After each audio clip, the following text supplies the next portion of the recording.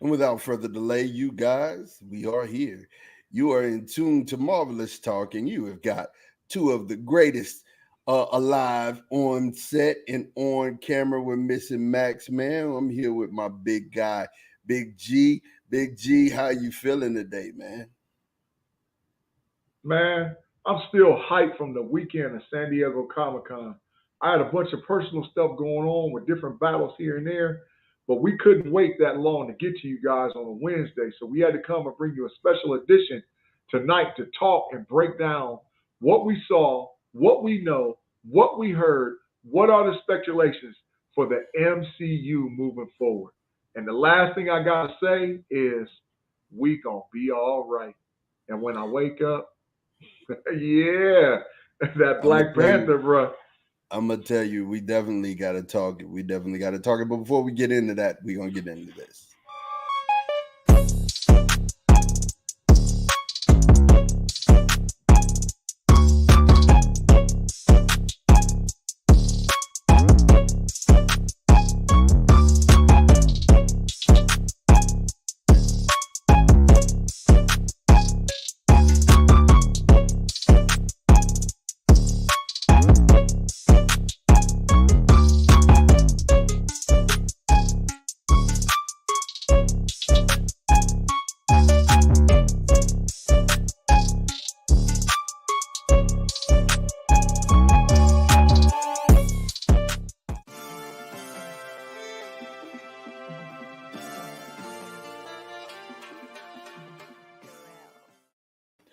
And thank you guys for rocking with us here at Marvelous Talk, man. Please forgive me in advance. I'm still suffering for some of the effects of COVID here. But man, oh man, I got to tell you, first and foremost, if you like what you're viewing, make sure you like and subscribe. Like and subscribe. Like us on Facebook, subscribe to us on YouTube and Twitch, where we are definitely available for you and yours when we go live.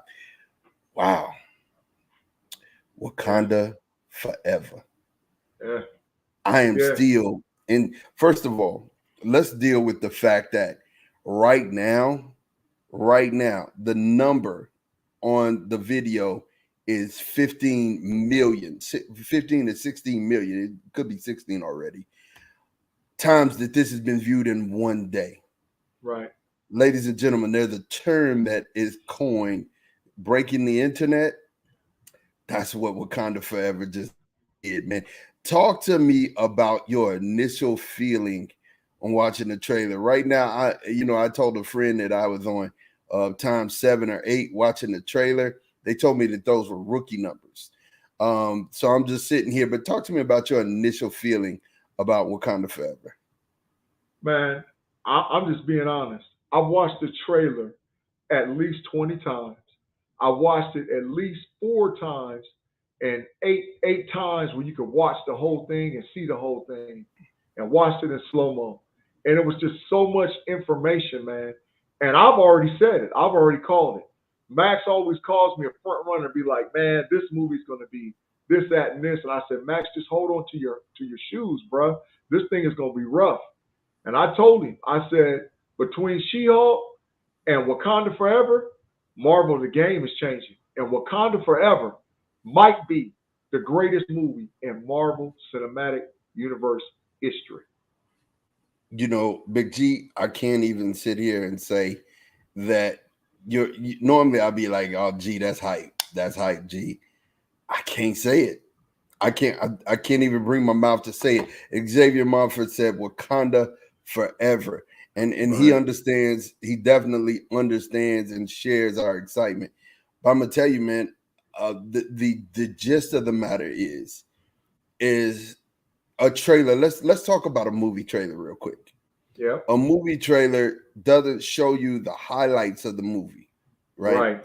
They show you interesting parts to get you involved or to get your buy-in on the movie, right? They still Right. hide so much Right. of the movie that you're ready to go see it. I feel like I've seen major portions of this movie and knowing that I haven't seen none of it. Right. That is the craziest feeling in the world. And let's just deal with the fact that I think we're all emotional about losing King T'Challa, man. I Yeah. think all of us in Marvel land who are real Marvel fans are emotional at the core for losing King T'Challa. Before we even get to the review of this whole thing, let's admit that. I mean, how do you feel about that, G? How do you feel about losing King T'Challa? I mean, there's no. I thank Ryan Coogler for fighting against the industry and against the big people that wanted him to do and recast Chadwick Boseman. In my mind, in my eyes, and in my belief system, there will never be another original King T'Challa Black Panther. So I give Ryan Coogler a double thumbs up for him sticking to his guns and giving everybody an opportunity to mourn Chadwick Boseman, but at the same time continue with the story of Wakanda. Because what most folks don't know, unless you're an avid comic book head, you don't understand that the mantle of King and the mantle of the Panther transfers from person to person to person to person. So it's giving Chadwick Boseman his flowers because they're going to talk about him in this show, right? And in this movie, but they're going to move the story of Wakanda forward. And so the loss is huge, but I just believe without a shadow of a doubt. And I will say this about Ryan Coogler. I'm gonna leave it there. If this movie is as good as the trailer, Ryan Coogler enters George Lucas, Steven Spielberg territory as far as directing. Ryan Coogler is really that guy. The Russo brothers, Ryan Coogler, Steven Spielberg, George Lucas, cut the deck. He enters that stratosphere, man. You know, And and I really do. I Yeah, yeah, totally agree, Big G. When it comes down to it, bro, like creating a world and making us believe that world and yeah. pulling us into that world, Ryan Coogler is that thing. Say Yes, what you want to say. He is yes. that thing. So when the trailer starts off, first and foremost, I just want y'all to understand there's no other voices that's being heard in this trailer except Angela Bassett, Correct. right? Angela Bassett, who's King T'Challa's mama, married to T'Chaka, definitely He's has a she's part. she's T'Challa's stepmother. She's not his Okay, mother. T'Challa's mother died. But go ahead, go ahead. let's deal with that. We'll deal with that later. Yeah, But because that's important. I think it's important for you to know. But the gist of the matter is she speaking and she sets the tone for the dramatic feeling of it all, right? right, So right, you're seeing these three women in his life mourning. That's what you're right, seeing. You're seeing his girlfriend mourning, you're seeing Shuri mourning, you're seeing his mother mourning, all of them mourning by the water, right? right, So you right, have that happening. Then you flash to some scenes of Namor, Namor being born, and you see all of the underwater aquatic things and happening for Namor being born. You also see, which is important, you definitely get a chance to see the wings on Namor's feet. That's an right, important part of who Namor is as the Submariner. So we're calling him right, Namor, but he's known as the Submariner. And yes, the Joker could fly. That's part of who yes, he is. You know what I'm right. saying? He's the original mutant. He's the original mutant back in The the comic original books. movie. And for those that know, and you'll find out as the story goes on, Prince Namor was 2 years, almost 3 years before Aquaman even showed up in the comic books. So the Yeah, first guy, the first hero that Marvel ever had, way back in 1934, was Namor. So he's the first correct. guy. Correct. So you see Namor being born. You also after that they smoothly transition into Namor being around some people who look like Indians, Aztec Indians, and definitely I love the fact that they're bringing in another culture. See, y'all need to pay real close attention. They're bringing in cultures and shaping worlds inside of this. Marvel wants to be inclusive and not exclusive, and I thank them for that. I think that Right, that's something that definitely needs to be done. You need to see heroes that look like you to believe that you in your individual life don't need superpowers to be a hero. That is right, important. That is Right. definitely important. And Big G has told you time in and time out that a lot of the characters that we see in the Marvel universe were shaped after original characters, i.e. Martin Luther King, i.e. Malcolm X. So you Right. see that, right? You definitely see that. On top of that, you after you're seeing Namor being born, with just coming up out of the water, you're seeing people that are blue, and he's a regular pigmentation color, so you could tell there's a difference between him and the people that he served, and these are Right. Atlanteans, right? And then as the story progresses, you see an army forcing some people to do some things, which starts a conflict between Atlantis and Wakanda. We're not assuming that, right? We're Right. definitely not assuming that that's something that is actually happening. There's a conflict going between Atlantis and Wakanda, and then you start to see things fall apart. You see Riri Williams with Shuri.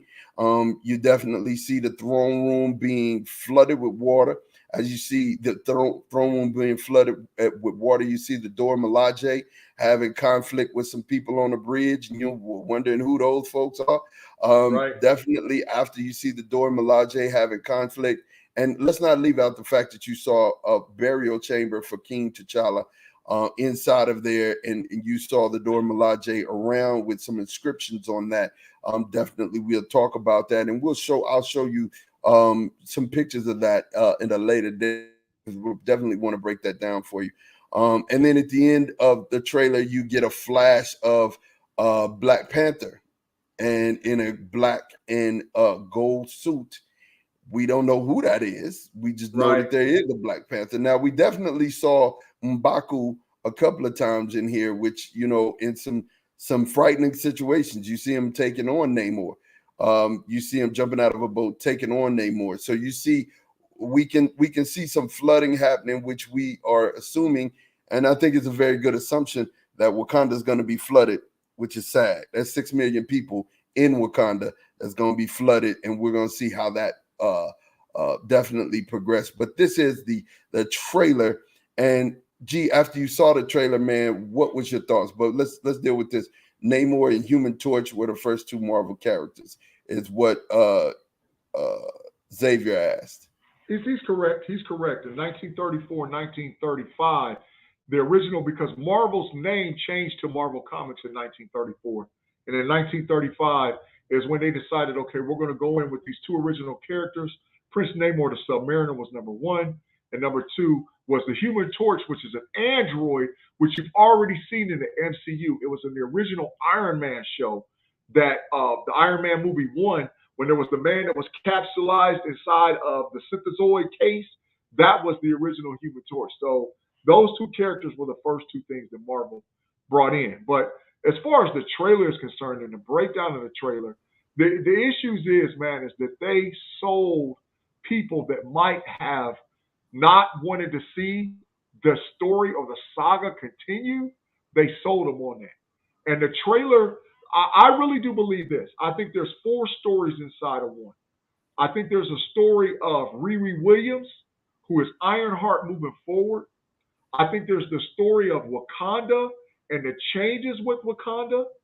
I think there's the story of the Dora Milaje and who they really are, because you saw somebody, and I gave some information, backdoor information to Ahmad and some of the other guys on the Marvelous podcast about who that blue Dora Milaje actually was.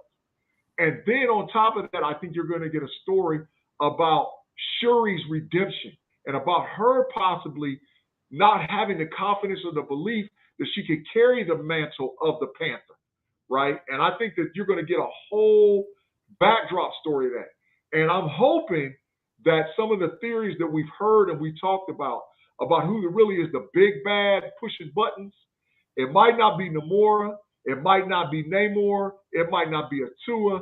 I think there's somebody pushing buttons.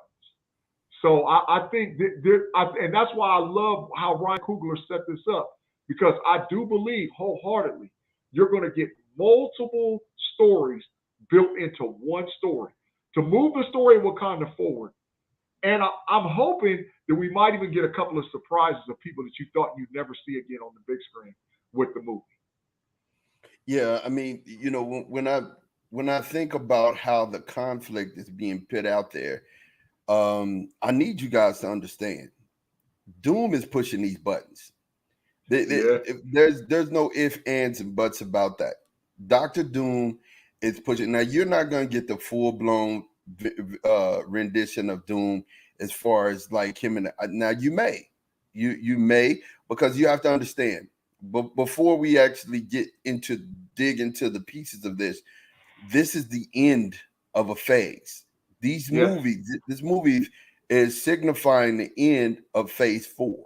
correct. So signal when you go to the end of a phase, you find out who one of the people who were pushing the buttons is. We're definitely going to find out. So you're going to get a reveal of Doom, and I don't know if you're going to have Doom in the cape and the mask already. I doubt it, because I think that the conflict is over the mask. Yes, And the mask is made of a certain element, which I'm gonna let Big G talk to you about.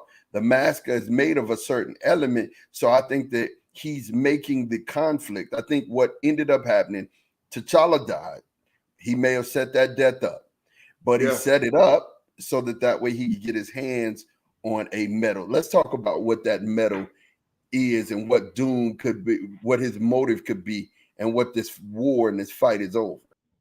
Right. So Doom, Doctor Doom, and Doctor Doom's suit from the comics, and you guys got to understand, this is really pushing what we've already known and seen as far as Comic Con is concerned, because we know that we have an in-game Phase 6 movie that's called Secret Wars. Well, in 2015, they came out with the whole Secret Wars title run in the comic books. When they dropped the Secret Wars title run, the big bad, or the guy that was pushing all the buttons behind the scenes, was Doctor Doom, because Doctor Doom's wants his uniform or suit upgraded over and over and over again. So not only does he want vibranium, he also wants adamantium. And so I do believe that there's going to be some ties with adamantium to this movie of this Wakanda, because I know without a shadow of a doubt that there's a reason why they discovered Atlantis all of a sudden, because I do believe that Riri Williams is right in the center of that plot. And I think she was used like a pawn by somebody she doesn't even really understand who it is.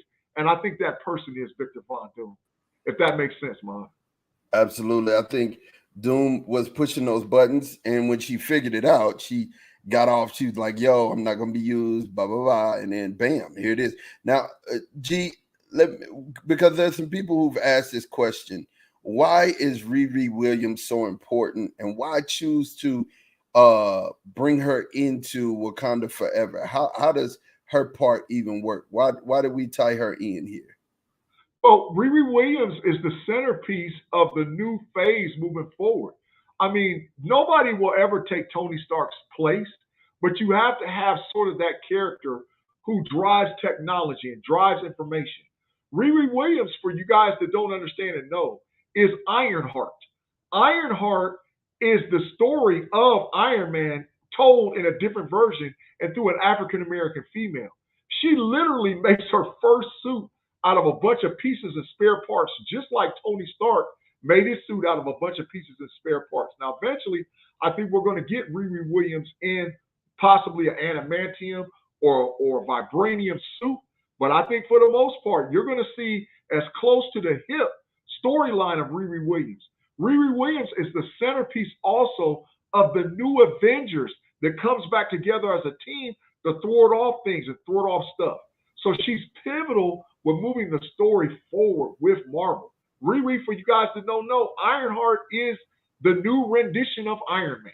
So if that makes sense, so that way people can understand and they're not lost. She's not taking Tony Stark's place, but she understands Stark technology. That's how she is. She's an MIT student. She's one of the 10 smartest people in the whole planet. You know, And let me Amadeus tell you Chow, guys, Riri Williams, it's a lot of folks, you know. let me tell you guys, this is Kevin Feige wasting nothing. Y'all remember when Tony Stark went to MIT and he was showing off his invention, and he Yes, said, "I'm gonna fund everybody." See, this is a callback to that. Riri right. Williams is the result of that whole thing, and you got to understand. again, this is inclusion in culture. This is what this whole thing is about. Um, Xavier said so. Riri is Iron Man's replacement. Yes, Yeah, in this dispensation, you gotta understand. You're gonna have two team up Avengers movies in the same year. right, Don't think that I don't want you to be so uh, caught in the last movement that you're thinking they're going to use these same characters in both movies. May not right, happen. You may have two sets of Avengers fighting at the same time. Remember, correct. Big G has told you guys about the West Coast Avengers. We have Yeah, the majority of those here with White Vision. We have, a couple of other members of the West Coast Avengers. I'll let G fill that in, and then also you have the Young Avengers, right. and which Riri Williams is a part of. So, talk to us about that, Big G. Talk to us about that. Well, the original team of the West Coast Avengers has formed outside of Tigra. We already know that Wonder Man is coming and getting a season series. It's not going to be in Phase 4, but it'll be in Phase 5. So you're going to have Wonder Man. You already have White Vision. You already have Clint Barton, who's the Hawkeye. You already have Scarlet Witch, which is, I think she's not dead, Elizabeth Olsen. And so you have some of the foundational members, and Moon Knight, who is also a foundational member of the West Coast Avengers. So those pieces are in place. So I think you're going to get more than one dispensation of a team, because I think you'll have maybe that team, and then you have another Avengers team, which can be composed of like Riri Williams and possibly Thor, possibly Namor, possibly the new Panther. And then I also think you're going to get the Young Avengers, because we've got everybody in the place except for Amadeus Chow. He's the last one, which is the Hulkling. And then we've already been told through some of the hype at Comic Con, Amadeus Chow is on his way. So we're going to see a version of Amadeus Chow. So now you got the Young Avengers, you have the Thunderbolts, you have the West Coast Avengers, and you have the new Avengers. So you're getting all of these teams being built literally right in front of your eyes. So, okay, and we have a question here Yeah. from Zach Curtis. He Mm-hmm. was saying, what about Kang? He was talking about. He asked, what about Kang? Where's Kang in this whole thing? Well, uh, Kang has already been revealed as a bat, and I want you guys to understand. You really got to get this. You have to understand that Thanos. We had to dumb down the Hulk. We had to dumb down the Hulk's power level. We had to dumb him down. We had to dumb down uh, Captain Marvel's power level, right? We had to dumb them down in order to keep them in the movie, right? Right. So Thanos looked like a big bad character. But if the Hulk at full speed and Captain Marvel at full speed existed, the Hulk would, I mean, they would have wiped the floor with Thanos. They'd have Correct. wiped the floor. So what Marvel is doing is they are not just introducing one big bad. You're gonna have three, maybe four big bads going on at the same time, which is why you need a whole bunch of hero work. You know what I'm saying? Right. You need a whole bunch of hero work if you got a whole bunch of big bads. So there are people working together at this moment and this time. And then there are some people working independent. Kang is working independent. He doesn't need anybody. Right. He's so hard to get rid of. He's worse than fleas and ticks to get rid of, because Right. he can exist in every timeline and there's nothing you can do about it. You know what I Right. mean? So Kang is an unstoppable, killable character. The only way to get rid of Kang is you got to kill Kang Prime, right? But for those, because see, there's a lot of folks that I've talked to too, bro, that are lost on this whole concept about Kang. And Kang is a possible big bad with Doom, because they don't understand and realize that Kang cannot be eliminated. Kang is going to keep coming back over and over and over again.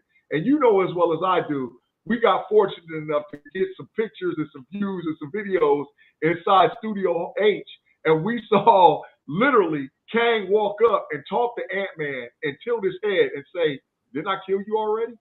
So we already know that Kang is going to be sprinkled throughout this whole series and whole thing all across the board. But you'll get Doom, you'll get Ultron, you're going to get multiple big bads, because that's what Secret Wars is. Secret Wars is a team of big bads type fighting against a team of goods to decide the fate of the universe. So whether or not 616 is going to exist, whether or not 838 is going to exist, because we know that there's incursions or incursions that's going on where universes are colliding. We saw that at the end of Multiverse of Madness. So now to get where we're going to get big bags set up all over the place to fight, come on, man. Come on, man. So Zach, I hope that answers your question, man. I hope so too. I hope so too.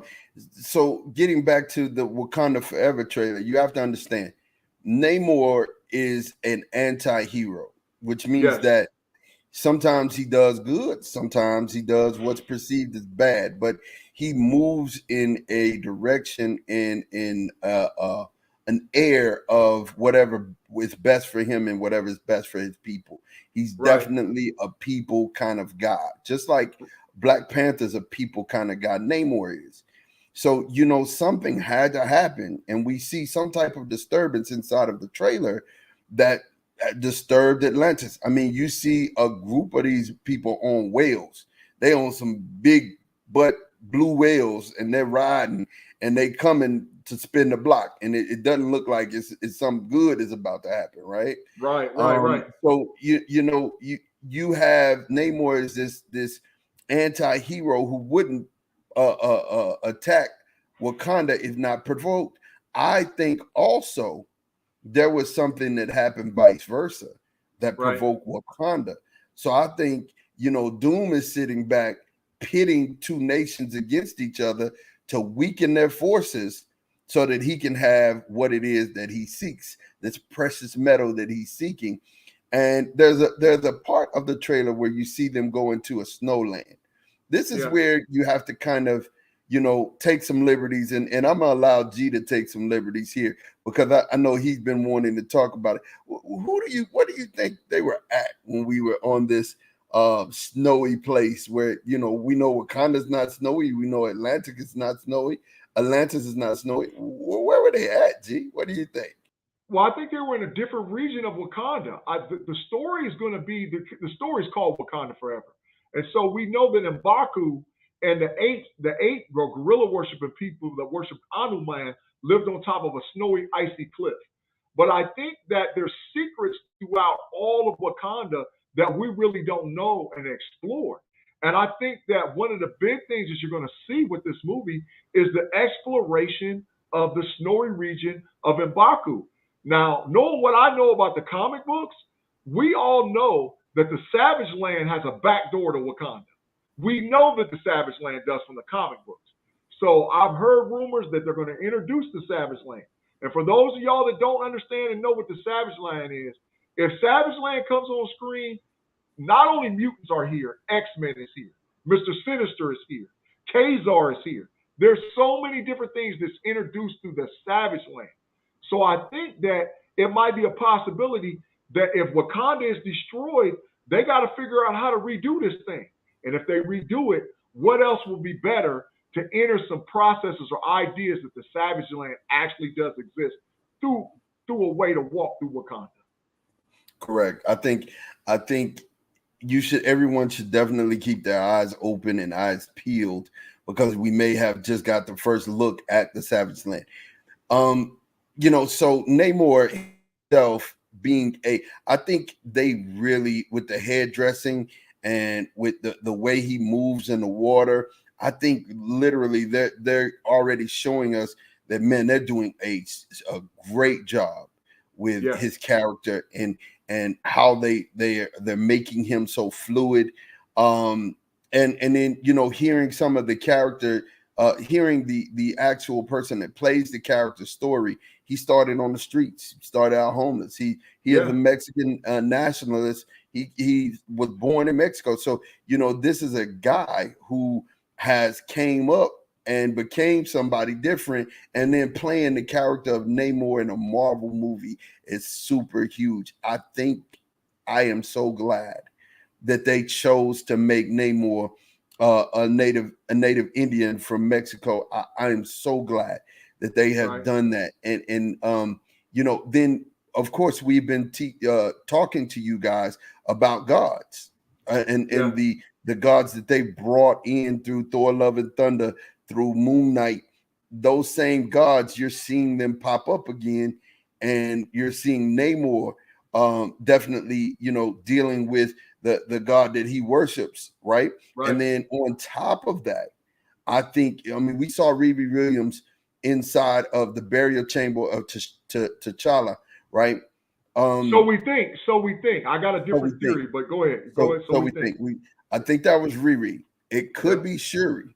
And if it Yep. was Shuri, where was Shuri going, and who was she trying to contact? Just Yes. like G said, it's a story of Shuri trying to find her worth inside Yes. of being the Black Panther, because that was never her role. And Correct. Riri Williams is taking her role.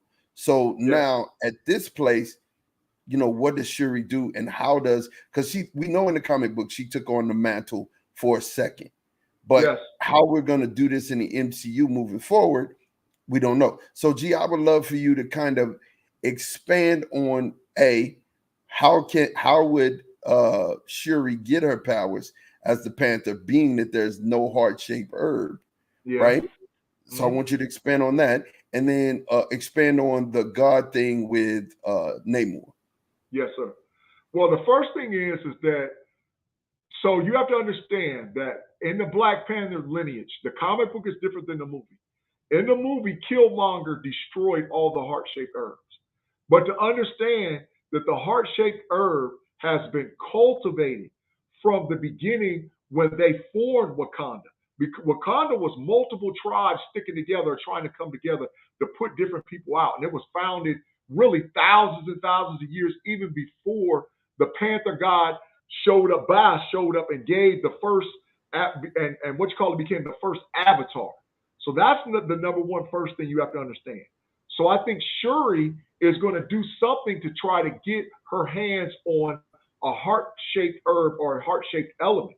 But I believe that's going to give her access to Signet as well as Boss. Because Signet, if you remember, go back to a Civil War. Kevin Feige wastes nothing. When T'Challa was sitting on the bench and talking to Black Widow, he said, in our culture, death is not a end game. It's a stepping off point. And what happens is that Seknet and Boss meet us in the middle of a field and help us transform so we can run forever. So I think that in order for the story to move forward and you're going to tell the whole thing about Wakanda, you got to introduce Signet and you got to introduce Bass. And I think that's where Shuri might be pulling some of her power set from. It's going to be from Signet and from Bass. Now, the Native American god, we saw this god when the elder gods got together in Thor: Love and Thunder. The guy with all the Indian headdress and all whatever else, that is why I think they changed, or Kevin Feige took liberties of the story to make sure that maybe Namor is an avatar-like creature for that particular elder god, because that is the crocodile god as well as the dragon god as well as the native god all mixed together. And I think Feige pushed them all in together because even in the trailer, we saw Namor touch a pennant on the wall and it was a dragon.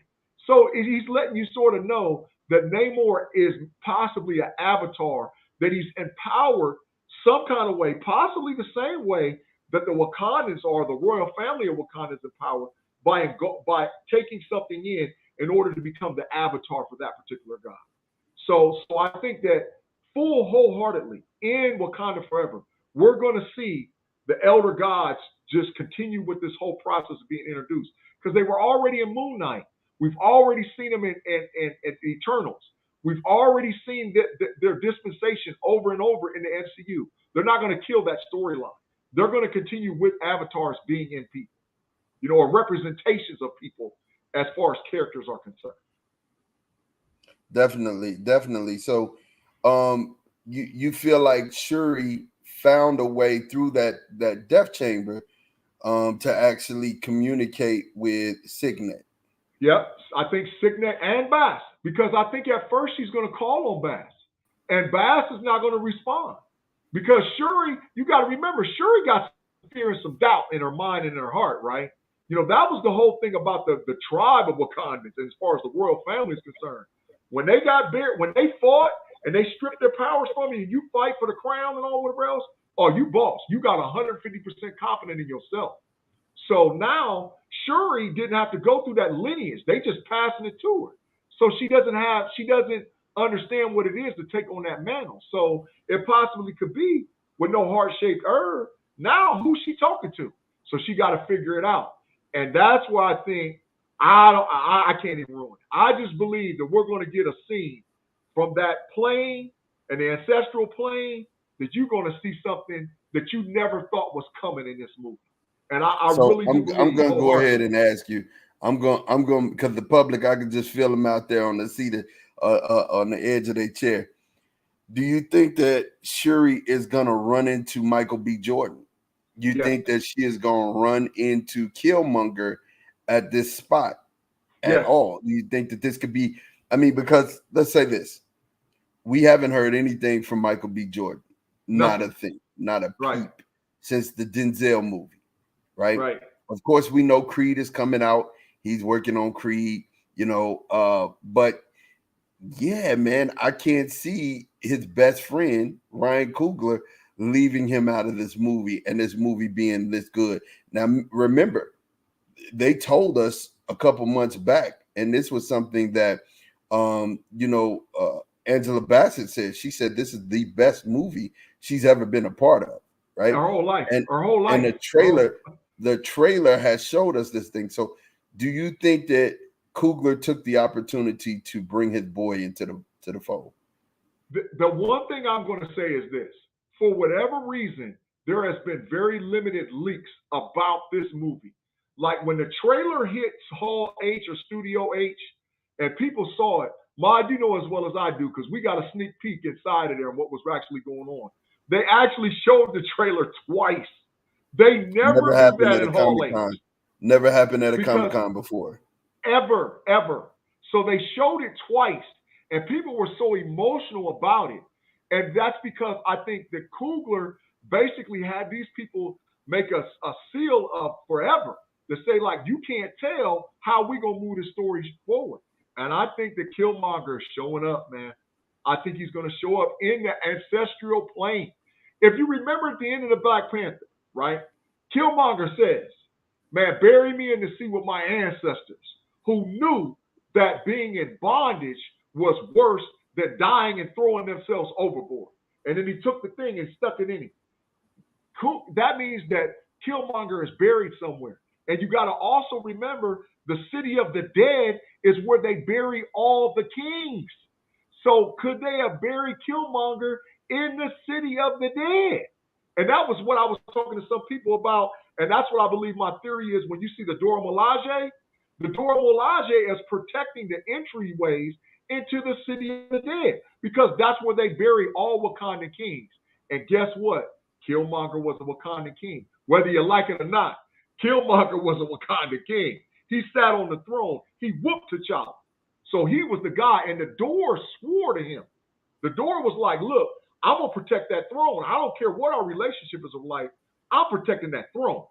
So even though he was on the throne, even though they didn't like him, Killmonger was a king. So that means he's in the astral plane, and I believe he was buried in the city of the dead. Last part I got to bring out about that, though, Mod, is this. In the comic book, Killmonger was buried in the city of the dead in Wakanda. And guess what? They brought him back because he was buried in the city of the dead. And he had talks with T'Challa, with Shuri. He was the guy that helped them understand what it was like to expand Wakanda beyond the borders that they already knew. So I think Kevin Feige's taking some liberties, but that Killmonger dude is back in this movie, bro.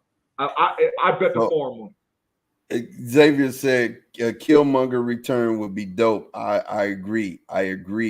But the thing that I think leans to that the most is the color of the Black Panther suit.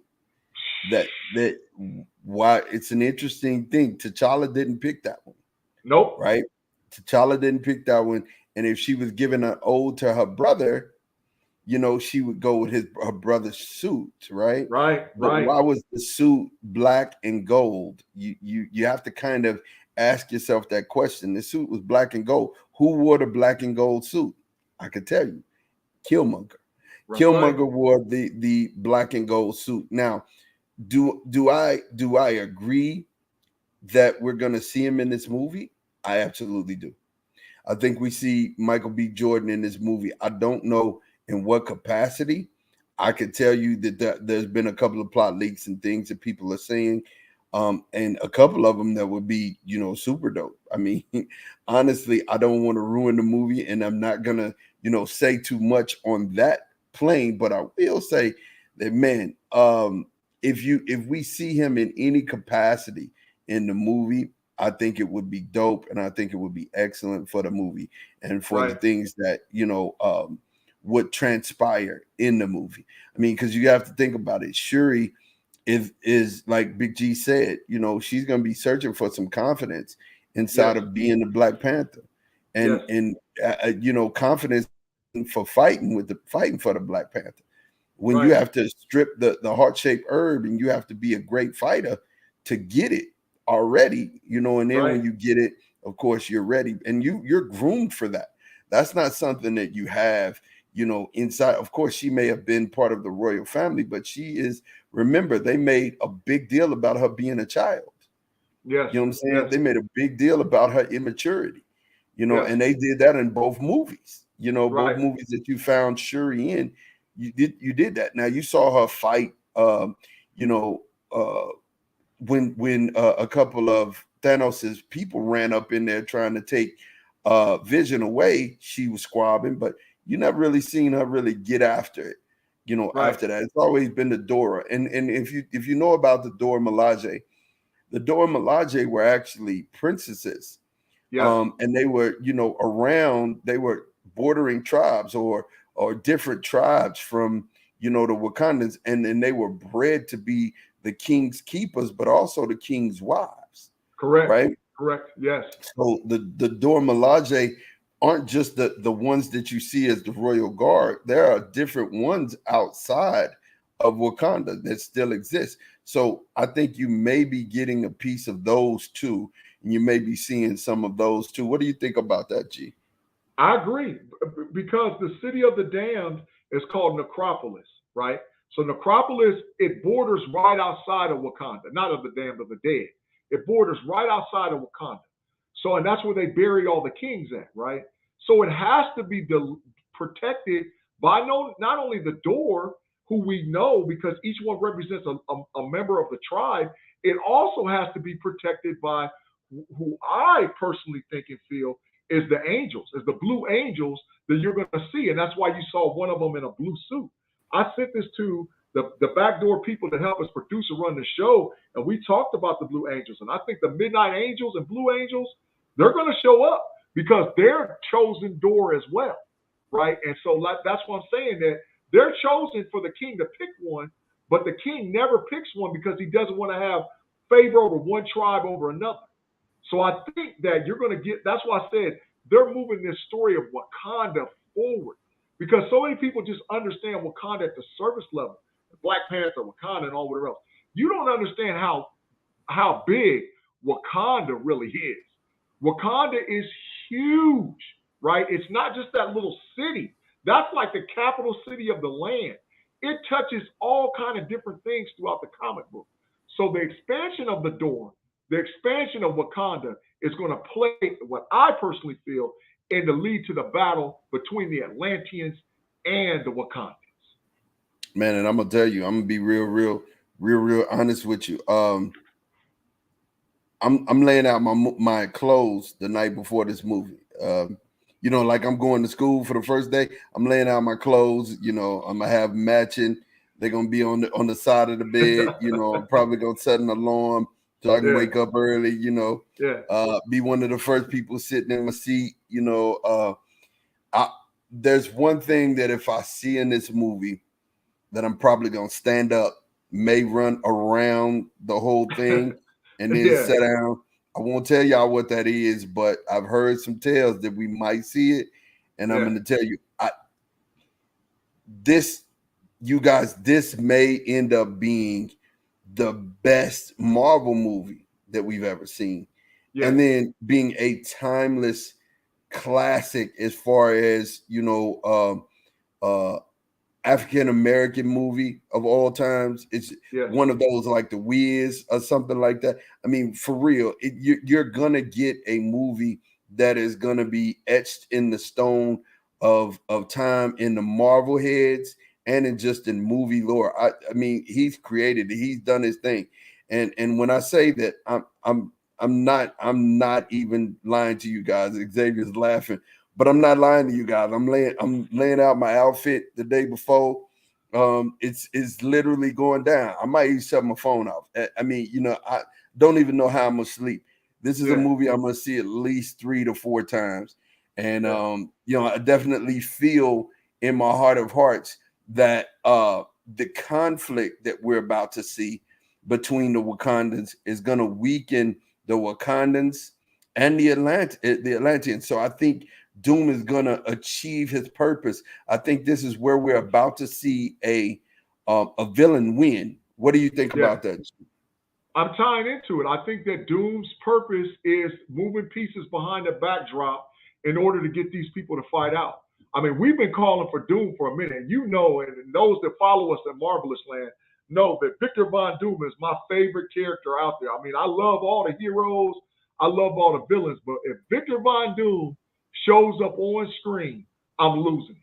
You know, I might just get up and walk completely out of the theater and then be like, oh my God, and go out in the hallway and scream and then come back in because I know how pivotal and it makes all the sense in the world because we had the big announcements of the Kang Conquest Avengers movie and we had the announcement of Secret Wars. You cannot have Secret Wars without Victor Von Doom. The original story that came out in 2004 was The Beyond. The Secret Wars that came out in 2015 was all about Victor Von Doom. So they're setting this guy up, man, and I think it's achieving. He's going to do what he wants to do. He wants to weaken them both because his whole thing is world domination, not just world domination, universal domination. Victor Von Doom, and I keep telling everybody about you. You might not like a villain because I like heroes, but I like villains too. But the issue is with Von Doom, he's just as powerful with sorcery as Doctor Strange. And he's just as technologically smart as Tony Stark. He's a combination of those two guys.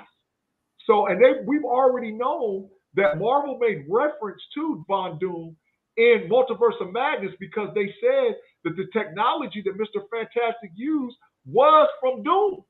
So we Moon know Knight. that Doom, yeah, well, no, in the Illuminati when they brought it together, No, but I when said, they and they also made mention in Moon Knight. yeah, but when he dropped through that portal, they said that wasn't Kang technology. That's official. They said that was Von Doom technology. So you're gonna have Kang pushing buttons on one side. You're gonna have Von Doom pushing buttons on another side. Who knows what other villains we gonna get? But this thing is leading to the Secret Wars where they gonna get out. So I mean, you got that's what I'm telling everybody now. You might have whined and cried and I can't stand Phase 4. You better go back and get your knowledge up because with these next two, with She-Hulk and Black Wakanda Forever, Black Panther, oh, they when I'm telling you they mashing the gas, they are mashing the gas. It is on because And Phase 5 and Iris Phase 6 are going to be ridiculous. Iris is laughing with Xavier. They're both laughing at my comment about me laying out my clothes. It just is what it is. I'm be like a kid in the candy store. Right, right. Xavier asks, "Who's more powerful than King of Doom?" Let me tell you, I don't believe that it's a matter of power, right? Because if you look at it, Doom is powerful, right? But Doom is crafty, Yes, and being G just told you with Doom, he uses science and magic, and he uses both of them very fluently. He's right, he's ambidextrous with the both of them. right. So the thing about him is he's a thinking villain. The thing about Kane is he's a thinking villain. Yes, And the thinking villains don't have to have this massive power level if they can manipulate. Let me show you another villain like this on a small scale. And that is Zemo. Yes. Baron Zemo on a small scale, right? Definitely is the type of uh the evil villain that you're gonna see brought into the MCU, right? Right. Definitely. So when it comes down to that, when it comes down to seeing heroes actually excuse me, seeing villains actually be powerful, I think we're going to see the mind games that these villains play, and those mind games that these villains are going to play is going to be off the chain. Rolanda with the big muscle arms, strong. It's strong. The villains are going to be very strong. Hey, but Ma, check this out. So we saw that really through phase one, two, and three with Thanos. Thanos was moving people like chess pieces, but you knew who it was. I think the ingenious thing that Feige did with this one is you don't know if it's Doom, you don't know if it's Kang, you don't. Matter of fact, how many dispensations of Kang actually exist? He Who Remains, Kang the Conqueror, Immortus. They already said when he at the end of Loki, he said, "Man, if you think I'm rough, wait till you get a load of my different me's." So man, they're going to be moving people like chess pieces. But we're getting, like I said, the hype. I love Wakanda Forever. I think it's going to be one of those movies, like I said, top one or two all time. But by the time we get to Secret Wars, your mind is going to be blown. And so you got to I'm remember, Feige wastes nothing. He wastes nothing. There's references to this stuff all the way back. Last point.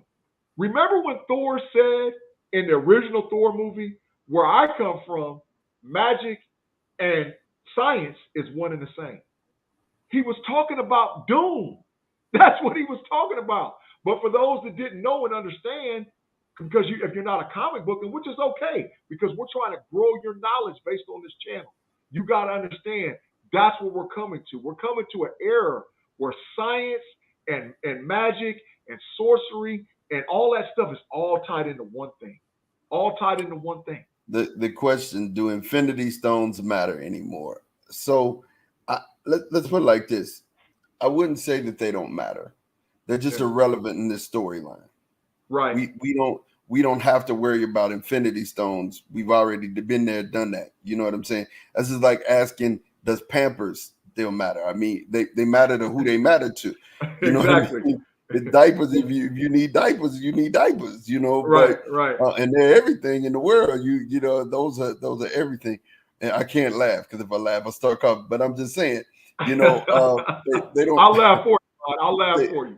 right, yeah, they don't matter. So when we're sitting and we're seeing the end of this play out, the Infinity Stones were for the last movement. For Yeah. this movement, what does matter is time and space. What Right. does matter is you have what we're calling variants. What Right. does matter is you have a multiverse, and that Right. multiverse is being unlocked and toyed with on a real level. Right. Felicia Scott laughed, Yeah. and we had Xavier laughing. Thank y'all for laughing for me. I definitely need it. But the gist of the matter is like I said, when it comes down to this, when we start putting one and one together and it starts hitting the road, Wakanda Forever being the climactic end to the four, Yes. and we moving into number five. I Yes. think you're gonna see a lot of characters introduced, and Riri is one of the. I think she's pivotal, like G said.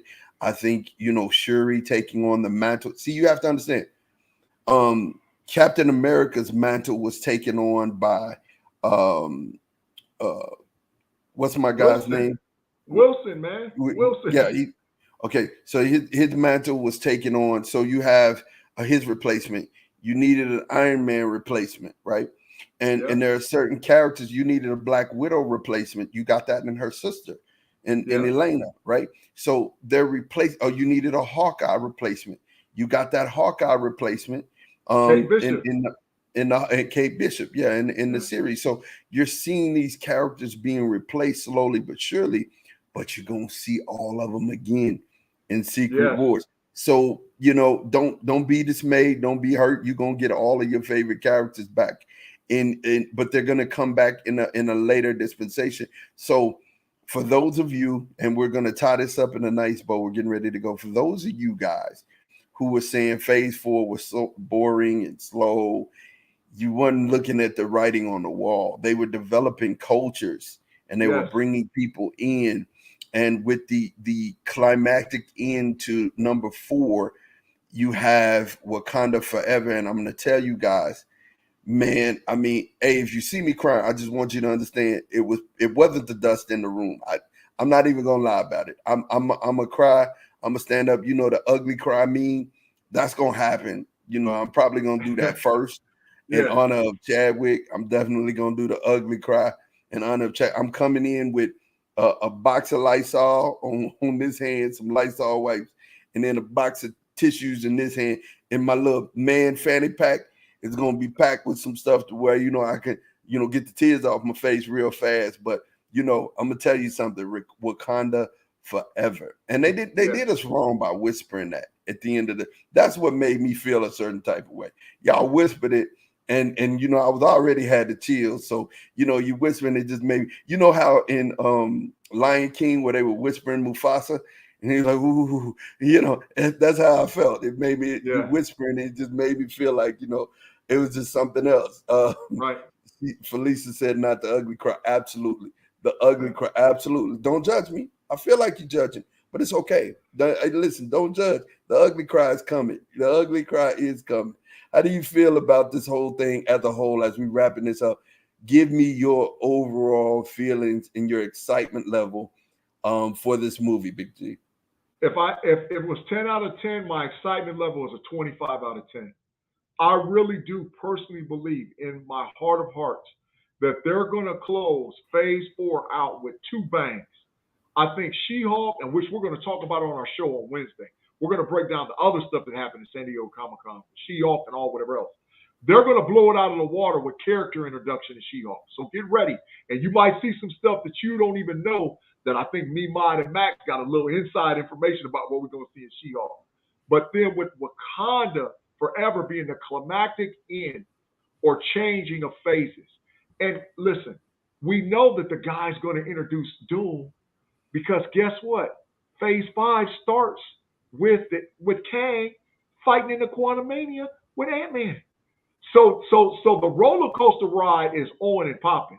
Not to mention the little small stuff that we're going to get, like Werewolf by Night, I Am Groot, Guardians of the Galaxy Christmas special. I mean, this thing is unbelievable. But as far as Wakanda is concerned, oh my God, I've never in my life experienced chills watching a trailer, and chills ran up my back because I just know in my heart of hearts, Ryan Coogler knocked this bad baby out the park. And now the only thing that is going to have me worried, and I got to tell our fans and the people that watch our show, that if they announce the movie time is under 2 hours, because there's no way they can tell the story of Wakanda Forever in less than 2 hours. This thing's got to be 225, 230, 235, 240. And I'm here to tell you, I'm one of the people, I'll go sit in the theater for 3 hours for this one. I'll sit the whole time because I really do think that this is a classic piece that will be, like Mod said, in the history and the lore of the MCU forever. Forever, man. Wakanda forever. And I'm gonna be honest with you. Iris is laughing. Everybody, Rolanda said I'm ready. Man, listen, it's up to 20 million views. Yeah. It's up to 20 million views. Xavier said 3 hours. Bring it. The runtime for this movie, we have to address it. I bet Big G, I bet it's gonna be 3 hours. But that's with the end credit scenes. I believe we're looking at 2 hours 45 minutes. I think we're looking at 2 hours 45 minutes in the face. I'm not mad at 2 hours and 45 minutes. You know what I'm saying? I believe it's so much that you have to. There's so many different avenues that need to be explored in the Wakanda Forever, and then you have to tie certain things up, right? You're gonna spend at least 30 minutes on the funeral, and then you're gonna have what actors would call like dead, not dead talk, but I think the phrase is dead speak, where Yeah, they're kind of telling what happened to the character without showing it, right? So yeah, you're gonna have to have that element set. We need to know what happened to King T'Challa, right? We need to know how y'all are gonna put King T'Challa to bed, right? And then how, because you have to do it in such a way Ma, that you have can I tell you access what to I the think? character later. Can I tell you what I think my theory is on how they put him to bed? Yeah, And I think it's, definitely, definitely. I, There's one thing I'm gonna say, and then the yeah, floor is yours, yeah, because I'm limited in my speak. yeah, Um, the gist of the matter is that, like I said, you have to set it up to where this character lives on yeah, forever. yeah, So I don't I don't know if uh we're gonna have him having a baby. I believe that somebody pregnant. I yeah, oh believe yeah, somebody pregnant. oh yeah, somebody pregnant. Somebody done somebody got a baby bump somewhere. Yeah, We may even get Storm out of this. I don't know, but you have to set it up in a nah, way that he lives forever, right? yeah, yeah, yeah, yeah, You have to set it up in a way in which he lives forever. yeah. So that's the segue for you, G. What do you think's gonna happen? I think that they're going to tap into something that has affected so many people. And I think they're going to say that T'Challa died of a disease that affected the whole world. And I don't think they'll say COVID, but I think there's going to be something like that because you've seen it in the trailer. You know, people are walking around masked up all in the trailer. Different scenes. Folks got face coverings. Why they got that? It ain't because they hide their identity. There's something going on bigger than what we see. And I think that that's because to say that he was killed by Namor or something like that is going to play T'Challa. It's going to play Chadwick Boseman. So I don't think that they're going to come out and flat out say he had cancer. But I think they're going to say something like something that affected the whole world, which could possibly also be tied to Doom, is how he Doom sabotaged this Joker to kill him, right? And he gave him, and then he made sure that when this disease hit and went everywhere, he made sure he got it. So I think we're going to go down that path with the story about that's how Chadwick Boseman died. You know, I really do believe that that's how T'Challa. Because without a shadow of a doubt, I know that Ryan Coogler is going to be so classy with the scenes of his burial and the rites of passage that we've never seen anything like this before. You talking about literally honoring a fallen soldier and a fallen hero. You think people cried at the end of Endgame when the raft floated out and Stark's Iron Piece was out there? All tears coming down when they talk about what happened to King T'Challa. It's coming down, bro. And I think Coogler was the perfect guy to do it. I think, like I said, man, Coogler with a knock, with a home run with this one, he joins the top, the greats. He joins the conversation with the Steven Spielbergs, with the George Lucases. He goes with the Russo brothers. He's jumping up there with those guys, man. So Ryan And Coogler, man, that's yeah, I not think you even got a a hot masterpiece. that's not even a hot take. That's not even a Yeah. hot take. Listen, you guys, I thank you guys for rocking with us, man, and definitely discussing the Black Panther trailer. You are going to see a whale of a movie in the. Is it November already? I mean, listen, can I just go to sleep? Can you put me in a hyperbaric chamber and let me wake up in Yeah. November, the day before the movie, the day before the movie? You know what I'm saying? I'll be Yeah, good. lock me in, baby. Lock me Yeah, in. let me. I'm good. Like for real, for real. Like don't nobody call me. Don't nobody call me on the day that it come out. I'm not answering phone calls. I'm sitting there. I'm probably gonna be first in line. I'm make sure my teeth brush. You know what I'm saying? Pull out a brand new shoes in the box. Look, I'm gonna buy some brand new shoes for it. Box, open it up. Socks is gonna be laid out inside of the shoes. You know Yeah. what I mean? But My watch gonna be right there next to my clothes. but I'm be ready to go. you're Be not ready to go. wrong. You're not wrong with that because I'm telling you, this is going to be an event. This is not just a movie. This is an event. Like this is going to be the who's who when they do the red carpet and all. This is an event. So it's not just going to be Everybody an need event to at one have place. a Everybody's going Chadwick there. Boseman shirt. Everybody needs to have either a Chadwick Boseman or they need to have a Black Panther shirt when we go watch the movie. Listen, I am gonna promote that. I am gonna Yeah. promote that. We should all have Chadwick attire when we go to see this movie. You know what I'm saying? Wakanda forever. You know, listen, absolutely like the first day of school. I'm telling you, Felicia, I'm not playing with you. I'm laying it all out. The watch, the chain laid out in the strip right there, right next to the pants. And then I'm gonna accessorize. The shoelaces might even match. It's going down. Like it's gonna Yeah. be ironed and ready to go. Then Hank's shirt hung up. You know, I'm not playing with this. I'm gonna be the first one in the theater. Listen, your bad kids don't come. Keep your little old bad kids from out of the theater. You know, keep the kids from out of the theater. I need to enjoy the movie. I'm Hey, probably gonna be the loudest in the movie. hey, if somebody gets the trumpet too loud, I'm gonna be like the Credible Hulk did She-Hulk and wham in their ear to make them run out of the theater. Because I'm not missing nothing, brother. I'm not missing nothing. I'm bullhorning them. Wham! Get up out of here, man. Because this you're gonna have to focus this whole time, man. You're gonna have to focus. Rolanda says she wants to dress up. Yeah. Iris says she gonna have a tux with a Black Panther bow tie. I like that. I definitely like that. Honestly, you guys, like I said, I appreciate you guys for rocking with us, and definitely our breakdown of the Black Panther trailer. If you like what you heard, please make sure that you like and subscribe. Like and subscribe. Like us on Facebook. Subscribe on YouTube and Twitch so that when we do go live, you'll definitely get those bell and those notifications that we are here. You know, Xavier said the bullhorn. You're gonna hit him with the bullhorn. Listen, Hit hey them man, hard. Hit them hard. look, man. So I'm gonna say this.